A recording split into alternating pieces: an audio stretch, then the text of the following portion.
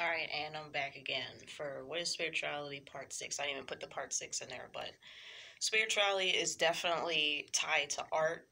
Arts and crafts are just crafts, time and nature, and pretty much just living according to your own wishes. If you can do that, man, you're at your spiritual prime, dude. You're at your optimal level. The best opportunity you can have in your life is to do what's best according to your own wish. So, art. Take a look at what's all over this wall.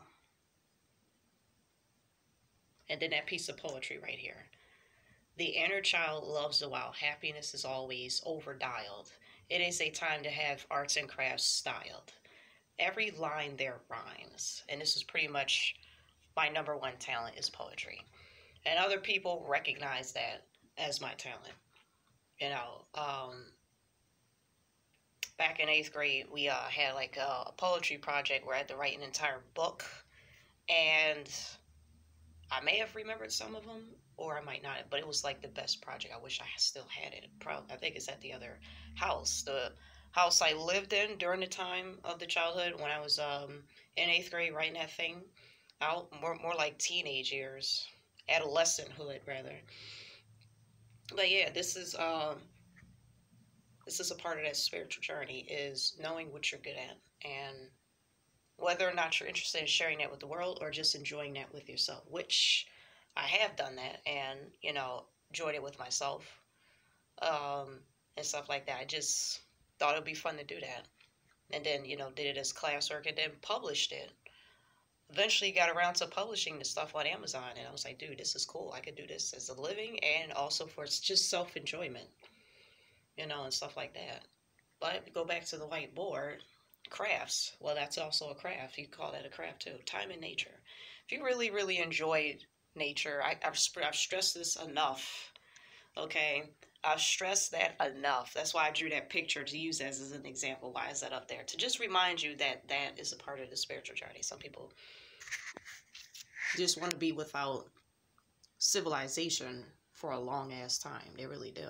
Living according to your own wishes might be living out nature. I was recently, before I even made these videos, I was reading an article about how people enjoy their time out in nature.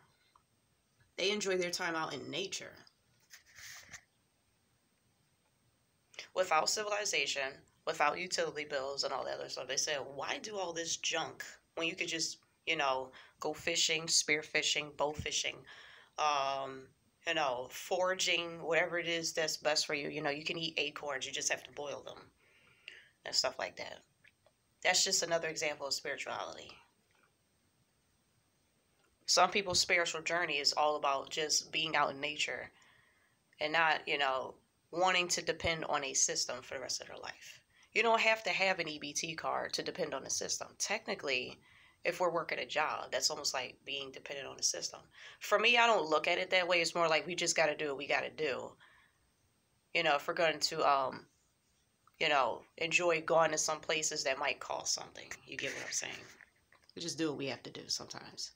I don't look at it as trying to depend on it because most people are not trying to depend on it. But for them, at the same time, well, I won't say most people. I will say some of us don't want to look at it that way because that's not what we're trying to do. We're born in it, and just understand that that's a part of life. But I have taken time to think it over. The best part of, being happy might be running away from this system. You know what I mean? Just leaving it behind. Leaving it all behind because it's stressful. Yes, it's very stressful. And I'm thinking maybe living out in nature is probably a good idea. But many people are not willing to do that, which is fine. So the best way you could spend the most time, enjoy doing what you're doing, like poetry or anything else, would be out there. You just take your arts and crafts or whatever it is, and you just trek the globe. Or just trek the country. And just do it that way. So that's just something to consider. That's something I've considered. Well, let's also, talk a little bit about, time in nature. Time in nature It drowns out all the extra noise. Time in nature, for those of you that are, asking, well, all it is grass and green out there. Yeah, I would consider that a person that just hasn't spent time hiking. Maybe they don't understand what it can do for your interior. It can calm your interior. It has done that for me before. It has done that for me before. Like, the only thing that calms my interior is nature. That's the only thing that keeps me calm and keeps me at ease is nature. Nothing else.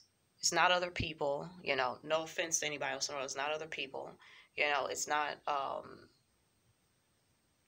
any of those things. There's maybe one person that is worth talking to, but other than that, humans on average, they typically don't do that. That doesn't mean I hate them. That doesn't mean they just don't. For some people, it's not that. Some people, they have sensory overload and stuff like that. So nature just makes them feel the best.